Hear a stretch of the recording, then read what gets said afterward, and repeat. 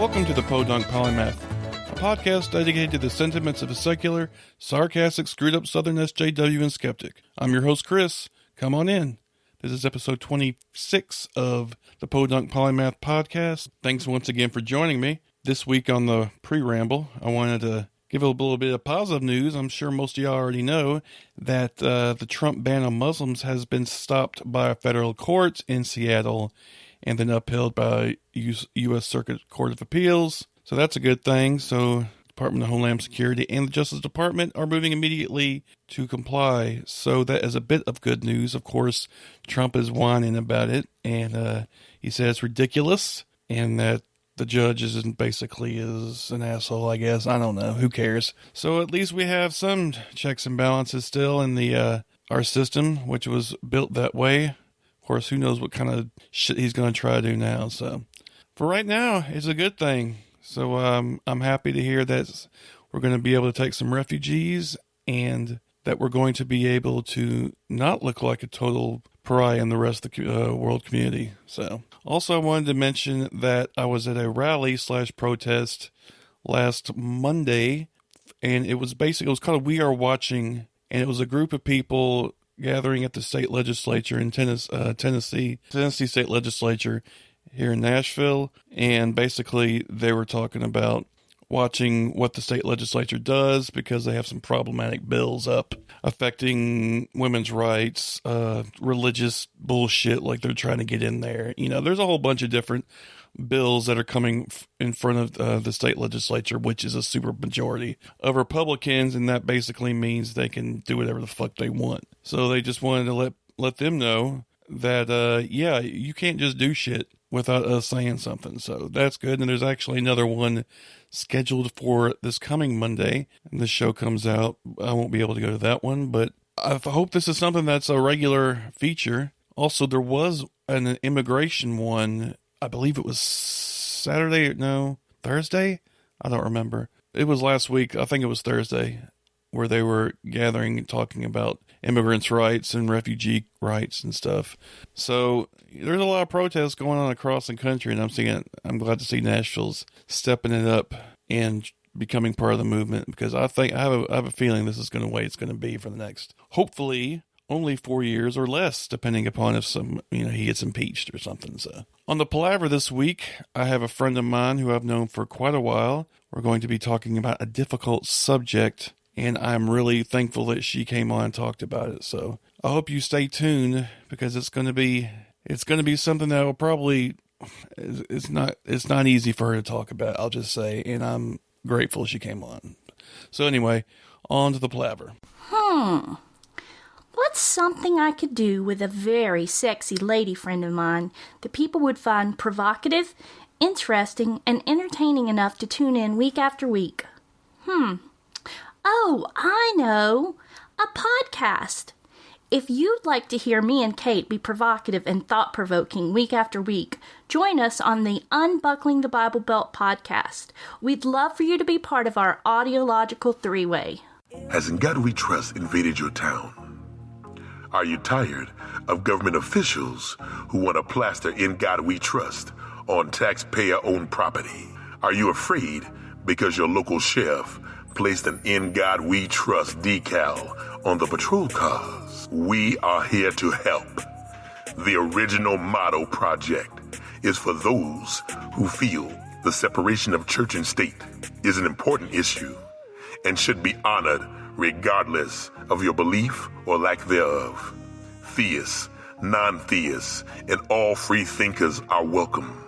We need your support to show politicians that diversity exists within our nation, and their promotion of a monotheistic religion and push for theocracy will not be tolerated. Stand up and be heard. Join us at originalmotto.us. Welcome to another edition of Palaver here on the Podunk Polymath Podcast. This week I have an old friend with me. She's a veteran of the U.S. Navy.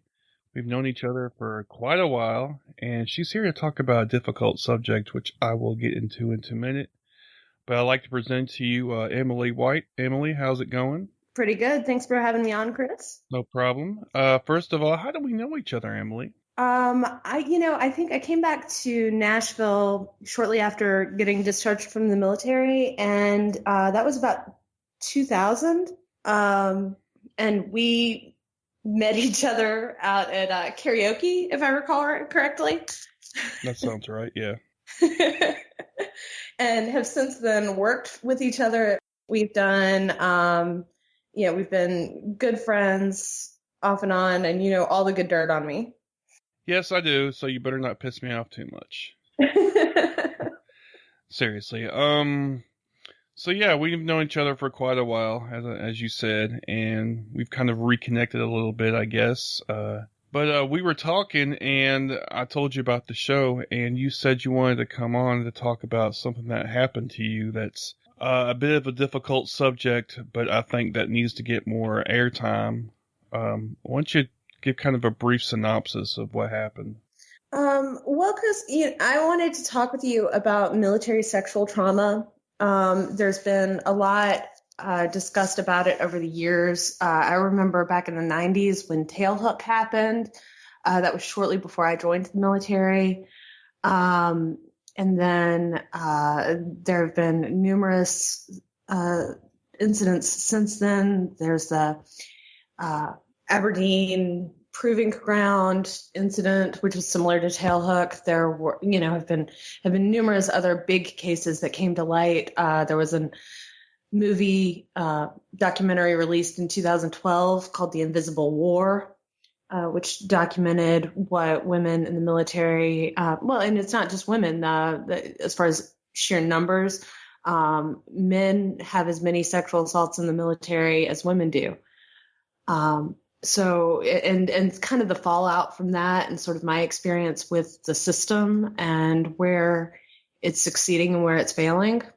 Okay. So, yeah, you were talking about a lot of assault going on a lot, but I mean, more than is really talked about, I think, as much. Or actually, it has been more in recent years, I think. There was a documentary about it, but you yourself were a victim of sexual assault in the military. Is that right? That's correct. And I've since then suffered PTSD, anxiety, severe depression, what they call institutional betrayal.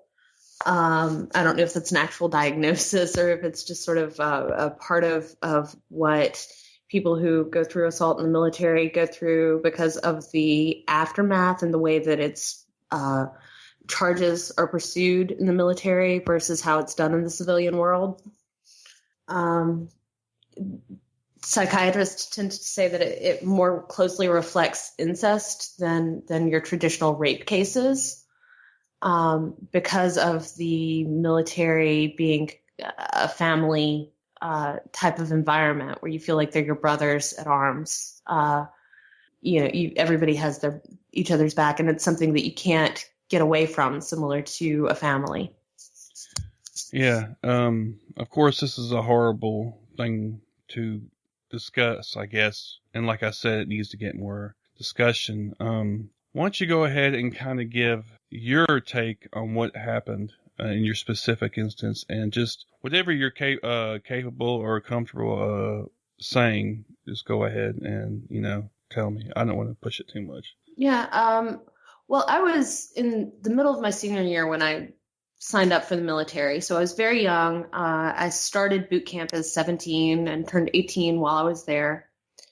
And statistically speaking, that's where a lot of the sexual assaults are happening. It's the very, very young cadets at the lower ranks that are much more vulnerable to attacks, typically from people who outrank them and are older. And so I joined the Seabees, which is a construction battalions of the Navy. And so you've got kind of macho built on macho, right? You've got an awful lot of testosterone there doing construction work in the military. And it was some of the first women in the battalions. I was one of the first 10 women assigned to my battalion. And So really the entire 5 years that I was in, there was some level of sexual harassment going on, usually very low level, the kind of stuff that you just put up with and almost seems like it's an occupational hazard for women in the military, fortunately. And then about a year before I got out of the military, I was trapped and assaulted shortly after a hurricane. So a lot of resources were limited as far as being able to contact the outside world or get away from the situation I was in. We were stationed down in Gulfport, Mississippi, and Hurricane George came through. It was not a huge one, but a lot of stuff was down. And I was assaulted by somebody who was already under investigation from his last command for a rape case. And when I tried to report it, my command threatened me with counter charges.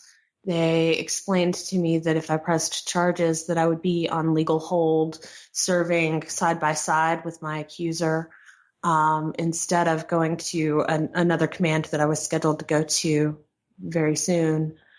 And that nobody would believe me, that there would be consequences, back counter charges. And basically they do everything in their power, or at least at that time, they were doing everything in their power to keep this brushed under the rug. And taking the serial rapist side over somebody who was an exceptional soldier. I'd won awards. I had done all, I was a 4.0 sailor in all of my evaluations, and they just completely disregarded everything that I said about the attack. I ended up staying in until my honorable discharge, without pressing charges, in order for me to be separated from my attacker, and just decided to get out, which was, I had pretty much before that time chosen that I was going to pursue that as a career. So, but it took years before it really hit me as the PTSD side of it. I know when you and I first met, that wasn't even on my radar as something I was dealing with. It was years and years later, after 2 failed marriages, after numerous things popping up at my work environment where I had issues anytime authority and I butted heads with anything. I really overreacted and kind of went into fight or flight mode. And had just a very severe visceral reaction. It took me a long time before I realized that that's what it was. That was PTSD from the military. But okay, let's kind of drill down, I guess, into the details of each section you've spoken about. So you were assaulted. Was this somebody who was of an equal rank as you?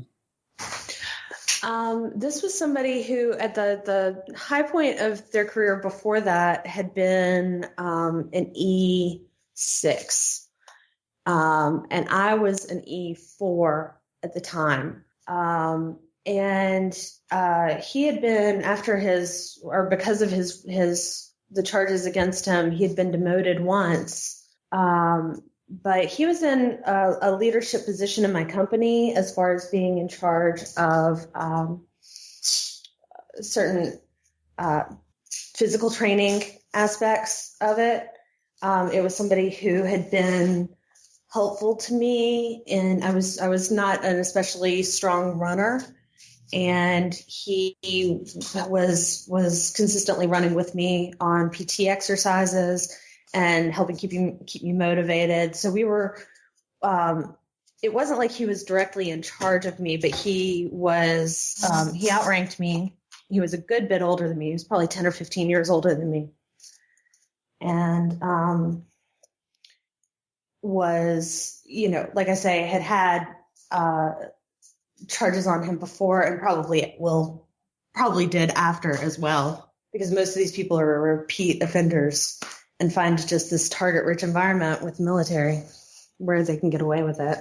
So you say he was accused of this sort of thing before then? Yes. And in fact, that's part of how he threatened me. Before I really realized what was going on, when I was trapped with him, he told me all about his these charges against him and all of the reasons why nobody believed the girl, and how they didn't have a case against him, and he was presenting it like, you're my friend, don't you take my side on this? And I guess I kind of did at first, and then as the night went on, I realized that he was showing me what my future was going to look like trying to fight him. Okay, so you kind of gave an overview of what happened. As much as you are comfortable telling, can you kind of give kind of a more specific description of what happened to you? That was it night, day? It was at night when it happened. What we had spent, like I say, the hurricane had hit the coast and my barracks room had been flooded. My car, or I didn't have a car there at the time, and he was trying to give me a ride to my friend's house originally. My friend's apartment, Jackie, who had been a roommate of mine before she moved and got an apartment out in town. So I was hoping I could stay with Jackie for a minute, and we weren't able to find them, and kind of spent the day helping clean up after the hurricane, and went back and tried to find them again. I apologize for my phone. So we had spent most of the day together, and then he's like, well, you can't sleep in your soaked apartment or barracks room. It's getting all moldy. I've got a couch, come to my place. And I said, okay. And when we got there, he proceeded to get very intoxicated and told me about like this rape case, and then assaulted me. And because I didn't have a car, the phone lines were down, there was no electricity, there was nothing. I felt at least like I couldn't do anything. Like I didn't have anybody I didn't have any way of getting help. So did you have to stay there? You had no car or whatever. Yeah. And it was actually, there were at the time, there were still electric lines down. It was fairly dangerous, walking the roads at that point.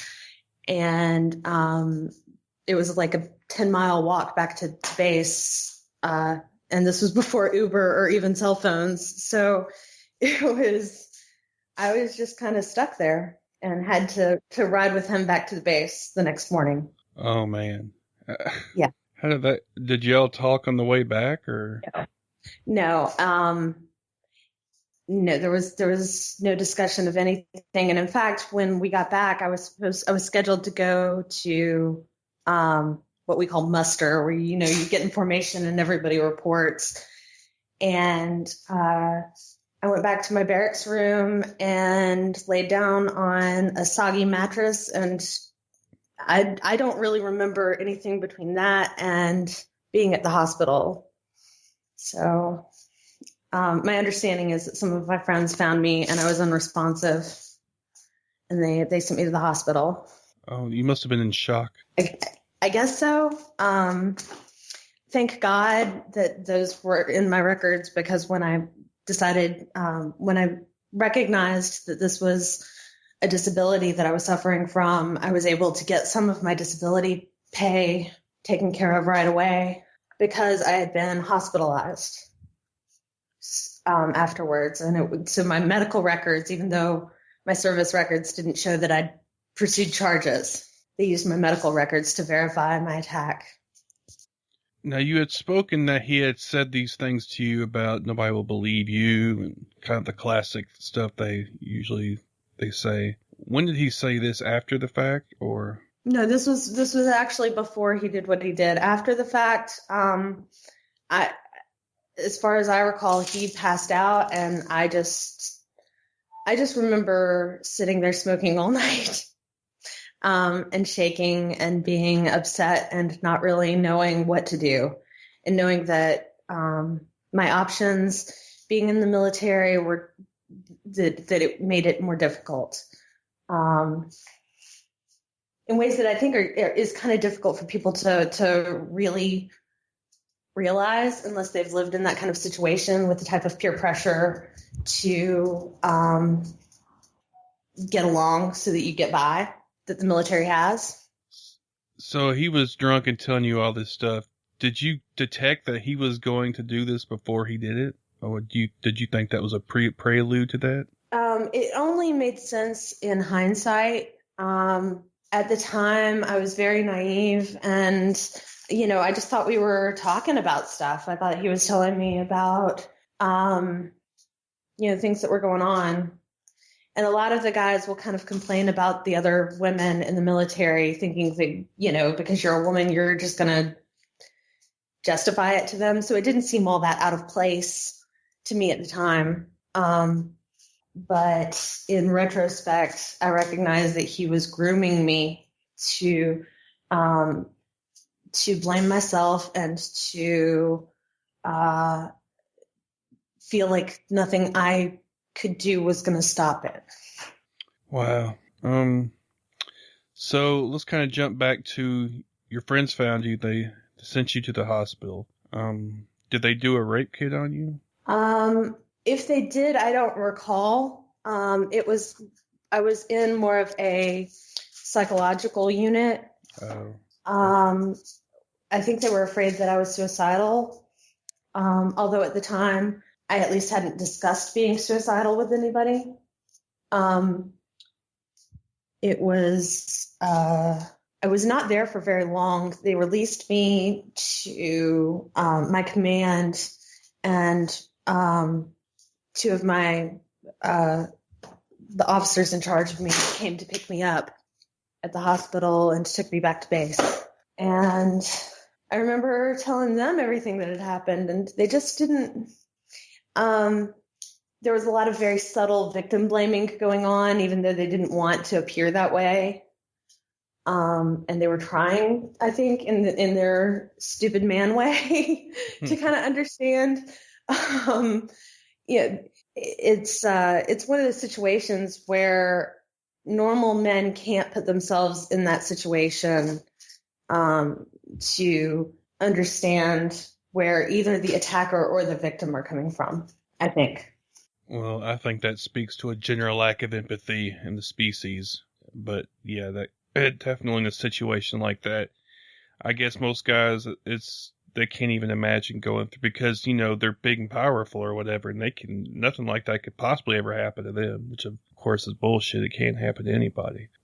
And it can, and like I say, sheer numbers wise, I think that men being attacked in the military, because they make up 90% of the military itself, a smaller percentage of them being attacked is the same number of a larger percentage of us, right? Right. So numbers wise, it's pretty, it kind of goes back and forth year by year, but it's close to the same number of people that it affects. So I definitely don't want to disregard the men who are attacked as well. In some ways, it's worse for them. That would seem to make sense. Of course, like you said, the culture is kind of more of a uber masculine kind of feel going on. And so anything for guys, anything that makes you look less masculine, of course, we're in a patriarchy. So anything that makes you look like a woman, lose control in their eyes, makes you look less masculine and more feminine, and therefore weaker. And so, right. That, for guys, that's a thing. Of course, sexual assault to anybody is horrible, but women especially, I think, are more vulnerable because they're perceived as weaker, I think, and they are perceived as I think there's a lot of resentment with women being in the military among a lot of men, I would think. And I know that there were some guys who, they would never think of themselves as being sexist at all, but they genuinely believed that men were better at construction than women were. And maybe statistically that's true. Maybe they grow up with a hammer in their hands and we don't, But I know that there were some things that I was better at than a lot of the guys that I served with. I was definitely better at finishing drywall or pouring concrete than a lot of guys I knew. So I don't know. But there was definitely an assumption that if you came onto a job site as a CB female, that you didn't know what you were doing until you proved that you did. Whereas guys came in with the assumption that they did know what they were doing until they proved that they didn't. Right. Well, again, that's part of the perception among a lot of people and the patriarchy going on there. Men are generally considered to be more competent in things of that nature, anything doing with physical labor, whereas women are kind of perceived as being weaker, I guess. And that goes for just about everything, even though women consistently perform better on testing and there's more of them in college, generally. So I don't quite understand where that idea comes from. Well, I do understand where it comes from. It's, like I said, patriarchy, which is mostly derived from religion, I think, but that's a whole other subject. And honestly, realistically, if gender was not an issue, I still would have kind of been an outsider in that command because I enjoyed reading a lot of books. I was fairly liberal. I had done well in school. It was not, there were other ways that I was different from the people that I was serving with than a lot of the general population. So you were kind of, I guess, nerdy, maybe you would say? I was kind of a nerdy hippie girl, yeah, and that was not the norm there. Yeah, I think you're probably right about that. I'm looking at some statistics here right now. It says 25% of military women have been sexually assaulted. And up to 80, and that was 2011 Newsweek report. In 2011, and 80% have been sexually harassed. Yeah. Which is just mind-boggling. 80% have been harassed in some way. Well, if that last attack had not happened, I already had a stack of things where I'd had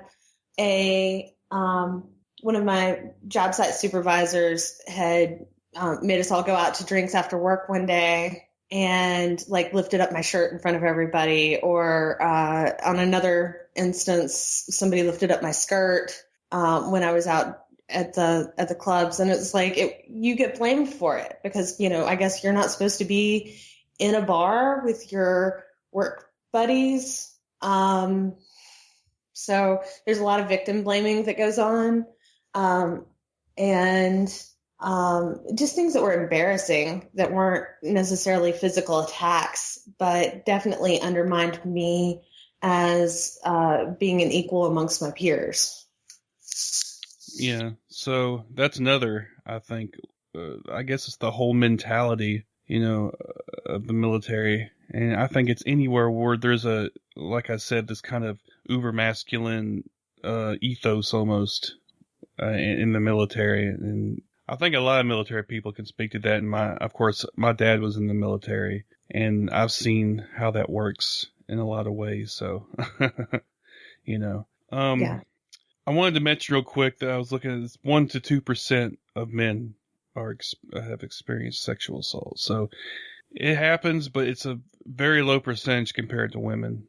The statistics I just read on that. Yeah, that compares to 25% of women, which I think you may have already said in the military. So, but even though those percentages are so dramatically different, the raw number of people affected, very similar.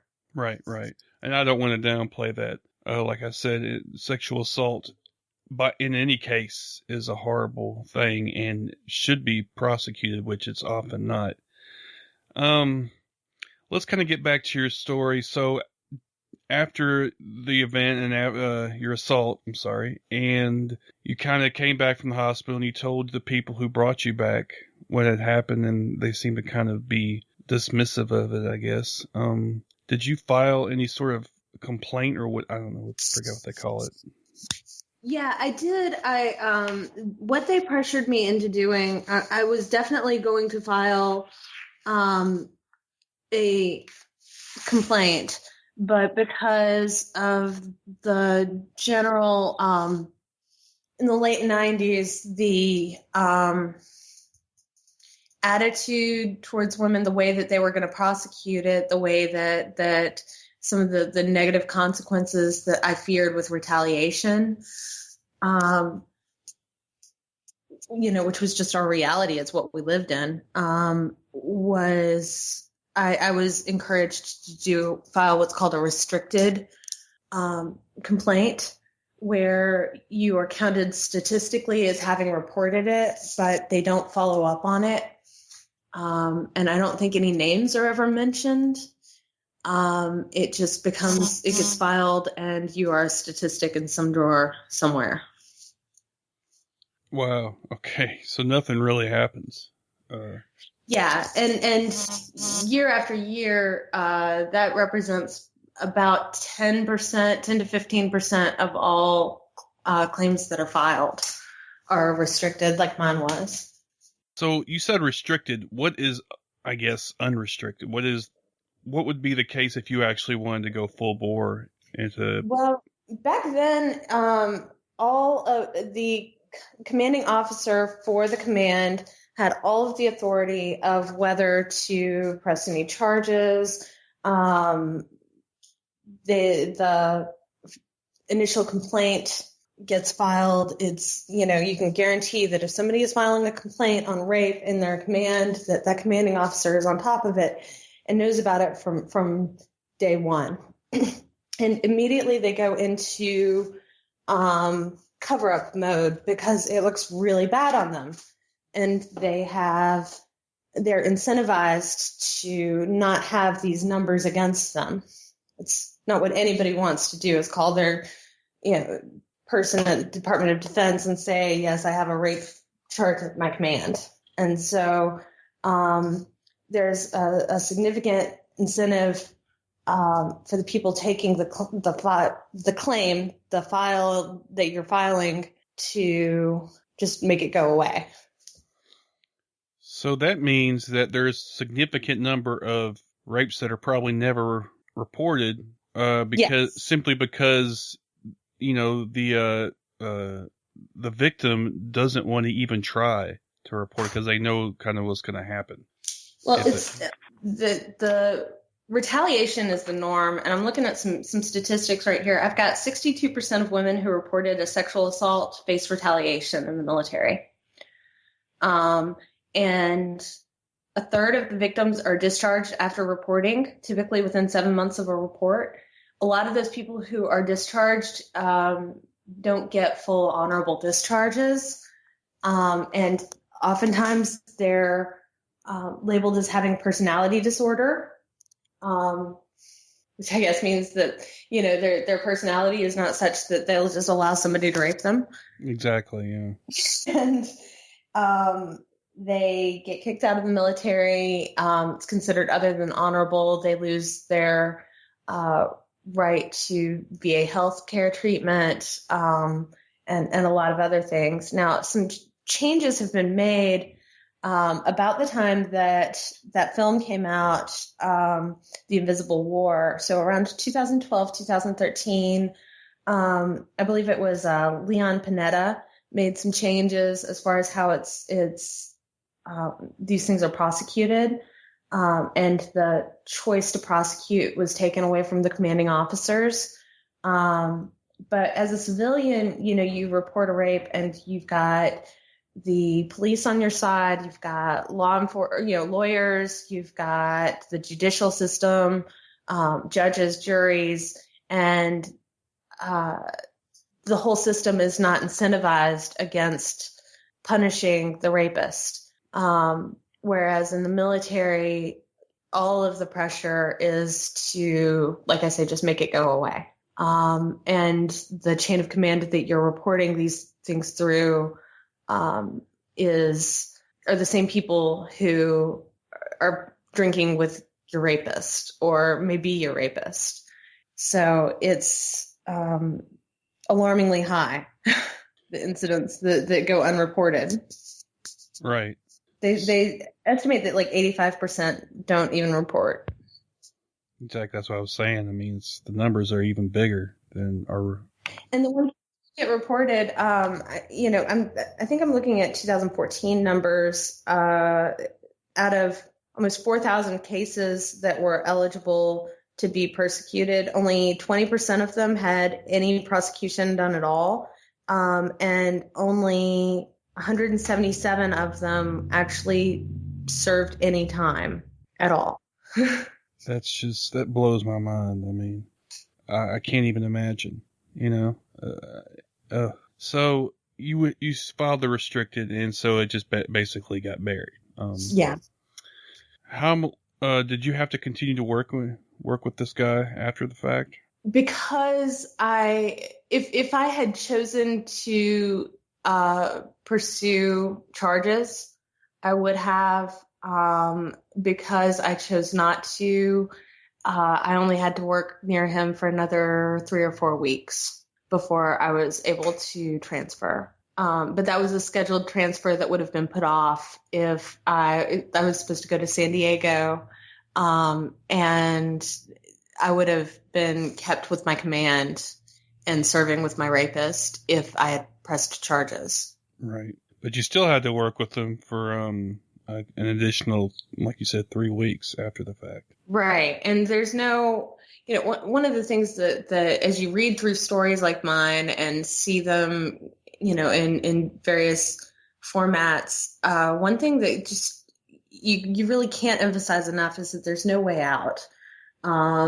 Your only escape route is to go AWOL, which is like, a huge felony offense and has even worse repercussions now that we're in wartime, or suicide. And I would be shocked at the number of suicides that have resulted from this. I don't have numbers on that, but I know that there are too many. Yeah, I imagine that's probably one of the bigger reasons women commit suicide in the military, other than, of course, battle related, but women have just now started being on the front lines, allowed to be on the front lines, I believe. Even though they were there before in supporting roles, they now are allowed to take, be in actual battle or whatever. So, so after the fact, you had said that you didn't realize you had PTSD until later on. Yeah. But before that, did you recognize that I had PTSD? You were one of my best friends back then. Did you recognize that? To be honest, I had my, I hate to say this, you had your concerns. but I had my own issues going on. So I just noticed that you were more, I don't know. I mean, of course, the incident where you just up and slapped a dude. Which right. What the fuck? Did she just slap that dude? Holy shit. But I just marked that down to you. That's your general personality. I didn't mark that down to anything else. So I didn't particularly think there was anything wrong. I just thought that's the way you were, Now later on, because we dated for a brief moment, and then after the fact, we reconnected as friends. I noticed, like I said, that you seemed to get angry quickly about things that didn't seem to warrant it. But then again, I put that down to your personality. Because, some people are just quick to anger. And so I didn't know you before you went to the military. So I had no idea. I had nothing to compare it to. Yeah. I think that for a lot of people, you just keep getting by and keep putting one foot in front of the other, and you don't realize how long you've put off taking care of yourself until things become out of control and you're just no longer functional. And that's with any mental illness, really. You've got to hit some kind of rock bottom before you get help. And I guess that's what happened is I went for 10, 15 years trying to find a way to make it work without getting help. And it just slowly devolved into less and less functional. When did you reach the point when you realized you had to do something? It was shortly after my second divorce. I started really having trouble on a day-to-day.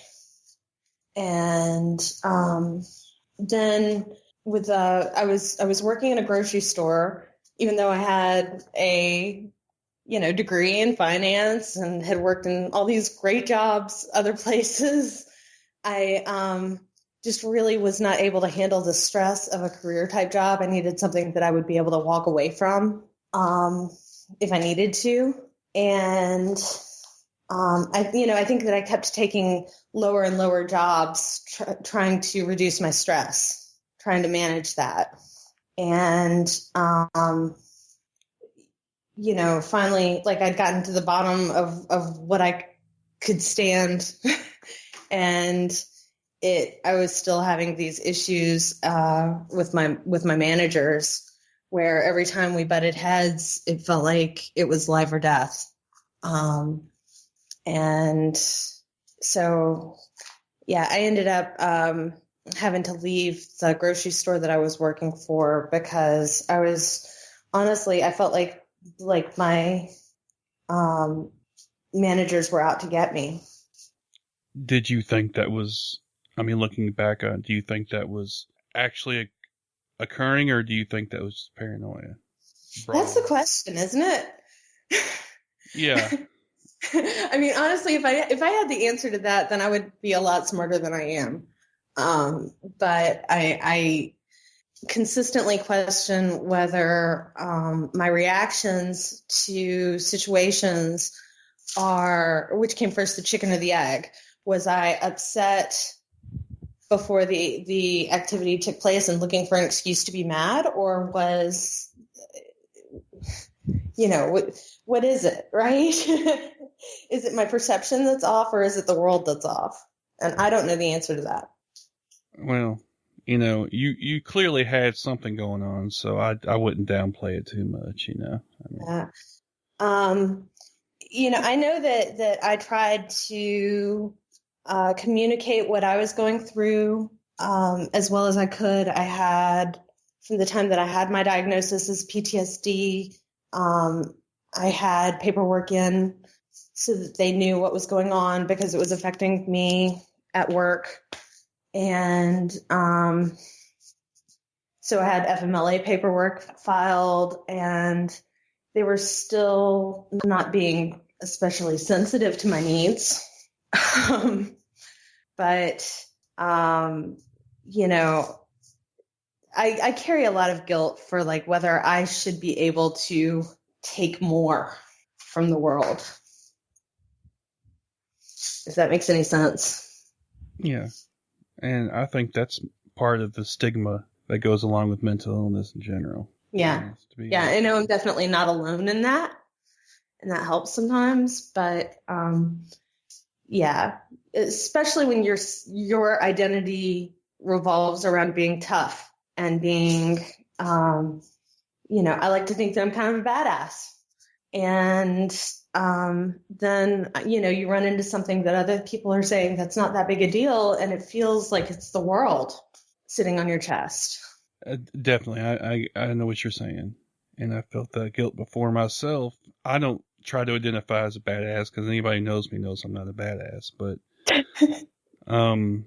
I am oversensitive about a lot of things, and that's just the way I am. And you yourself shouldn't feel guilty. Of course, this goes into, like I said, mental illness and the stigma attached to it. I did a whole episode on that, on depression and anxiety and the stigma attached to it. But yeah, I can see where you're coming from. If that is part of your identity and you think your identity has been compromised in some way permanently, then that's definitely going to mess with you, and cause you issues, major issues, to the point of, I'm sure, considering hurting yourself. Yeah, it's You, did you seek help after that that kind of you hit bottom? Yeah, I did. It took me a long time. I eventually tried to commit suicide, and that was January of last year. So we're right at a year ago that I was in the VA hospital because I tried to overdose on medications and alcohol. And that's when I was able to get my paperwork in to file disability. And some of the disability work has lifted some of the burden off of me. But I'm still at the point where, at 70%, they expect you to still work. They're not going to pay you enough to actually survive on it. And so I'm having to go back to work, and that's been very stressful. Even just putting in applications, I break out in a sweat, and it's like trying to go back into a dog pen after you've been multiple times attacked by the dogs inside. Yeah. So you're still suffering the effects even now. And this happened. When did this happen? When you were 8? The actual attack happened in 1998. Yeah. So it's been, good Lord, how many years? 18 years, I guess. Yeah. So you're still feeling the effects of this. And do you go to a therapist regularly? I do. And I want to really put a shout out to the Murfreesboro VA. My psychiatrist and my psychologist there have been amazing in getting me back to where, hopefully I'm ready to go back to work. But they've been really good. The VA gets a bad rap sometimes. And honestly, when I was in crisis, they almost didn't get me in fast enough. But I just kept showing up, and they eventually had to take care of me. Well, I've heard it's the VA administration, the top brass, I guess, are the ones that the actual hospitals and the people who work in the hospitals are awesome. From what they are, and not universally. I'm sure that just like anywhere, there are good ones and bad ones, but I've had some of the best doctors there, and my experience has been good. But getting into the system can be difficult, and especially if, like a lot of these people, you get kicked out with other than honorable discharge. There's just not much you can do to get in if they're denying you to get in fast enough. Right. Okay, so going forward here, and this is just a general thing, what do you think the military could do better as far as confronting sexual assault? That's a really good question. What I would like to see them do is I would like to see them have civilians within the command that handle the reporting of these cases, civilian women preferably, and as opposed to reporting it within the command. I'd like to be able to have these crimes handled more through a civilian court, as opposed to all through the UCMJ and having commanders performing court-martials. Yeah, and to that point, there was legislation that was introduced by Kirsten Gillibrand not too long ago about trying to remove it from the chain of command into the civilian world. And that was actually knocked down, I think. Let me see. November 2013, Gillibrand introduced Military Justice Improvement Act, which would require military sexual assault cases to be handled by an independent judiciary body. In March 2014, the bill failed to secure enough votes to break a filibuster. So that's disgusting to me, to be quite honest with you. Yeah. I don't see what the fucking issue. Well, I do see the issue. The military doesn't want to admit that has a problem. I think not all of them, surely, but there are enough in the top brass, I think, that want to deny it to get this kind of thing shot down. So it's one of those issues where they want to keep it in house, and try to deal with their own problems instead of admitting they can't deal with it. Yeah. I would also like to see some kind of temporary duty station. Maybe, maybe a couple of them nationwide that are meant to be a healing place, like while you're going through the process of pursuing charges, so that you can immediately request a reassignment to these duty stations where, maybe you're doing community outreach or something a little bit more healing as you deal with pursuing these charges. Does that make sense? Yeah, I know what you're saying. You can get away from your attacker and have a safe place for these women. Yeah, dare I say safe space. Just everybody needs a safe place every now and then. Exactly, and I don't have any problem with. I'm a SJW, so obviously I don't give a shit about safe spaces. Safe spaces are awesome. They're needed. Donald Trump clearly needs a safe space where the size of his hands is and his ego gets reinforced. Well, yes, that's a whole another episode right there. I did want to mention right quick. I'm looking here, and our previous president, Barack Obama, signed the National Defense Authorization Act in 2013, and it included a law that improved military's handling of sexual assault cases, barring individuals' felony sex abuse convictions from receiving enlistment waivers, forming special victims units to investigate and prosecute sexual assault cases, and installing new policies to prevent professional retaliation against assault survivors. Now, whether or not those are effective, I don't really know, but it does at least, start a process, I guess. Yeah, and I think that awareness on this issue has been gaining momentum over the years. I think that people are much more aware of it now than they were. We've got so many veterans now because, we've been at war for 16 years. Yeah. Is that right? Yeah. So we've got more veterans than ever. When I was first out of the military, having a female veteran show up at the VA was rare. And, you're treated kind of like I don't know, just a rare thing. And when you showed up at the VA back in the late 90s, early 2000s, and now that we've been at war for just so long, it's becoming more and more common to have good women's facilities at the VA, which is good. And in closing here, I wanted to mention, we had briefly mentioned it, but The Invisible War is an excellent documentary about the subject. And in fact, it is one that I watched and didn't understand the scope of this issue until I watched it. It really brings the message home. It helps you understand that so many of us have very similar stories. There are so many elements that are the same in the way that they treated each of us. And you just hear it over and over again, and you can't help but believe, right? I'm sorry, I just totally interrupted you as you were talking. No, that's fine. Yeah, you're exactly right. And I think that's one of the most important things when dealing with any sort of trauma is to realize that, or anything like that, any sort of situation where you've been affected that way. I mean, there's people out there that are like you that have gone through the same thing. You're not alone, I guess, is the commonly used phrase.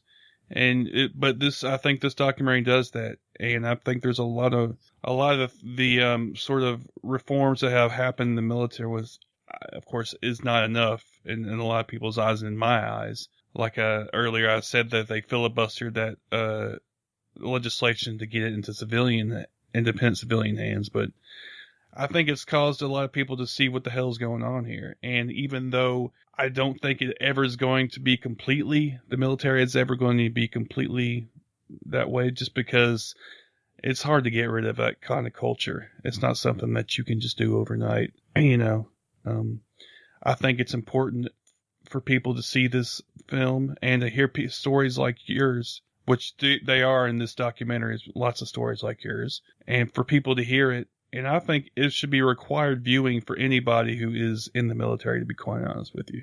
I would like to see that. I mean, I don't think it's going to happen, but I think it should happen.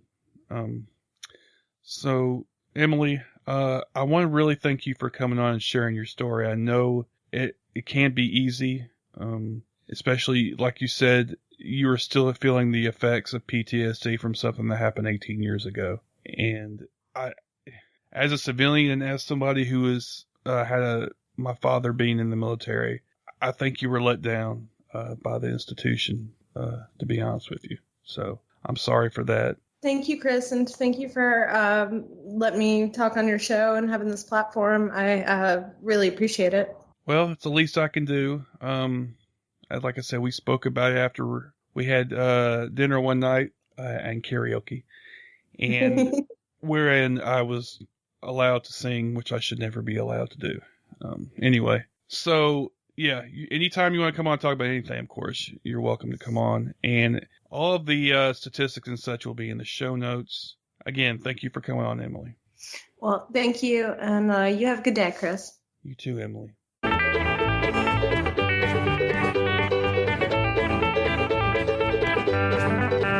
That'll do it for this episode of the Podunk Polymath Podcast. I want to thank Emily White for coming on and talking to me about sexual assault in the military. I know it wasn't easy to do, and I talked to her about it, and she's like, yeah, it was a little difficult to talk about, but we both felt that it was an important subject to talk about. So to let people know who have gone through the same kind of thing that they're not alone. So thanks to her for the 100th time, but really thank you, Emily, for coming on and talk about this. Of course, if you want to check out the show, you can go to thepodunkpolymath.com is the main webpage. The music was done by ... You can check out their music at cdbaby.com/cd/... They also have a Facebook page. The link is on the About page. Of course, you can find me on Facebook, Twitter, YouTube, and G+, under the Podunk Polymath. You can email me at podunk.polymath@gmail.com. On the About page, on the side of the page, you'll find my Twitter feed. You can follow me on WordPress, Google Play,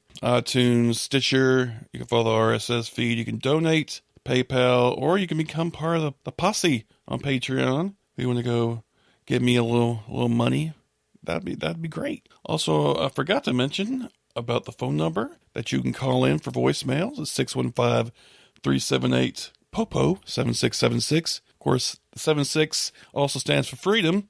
And if you like, you can come join the closed group, the Podunk Polymath Podcast Posse. It's a closed group, but if you're cool enough, maybe we'll let you in. You probably are, if you're listening to this.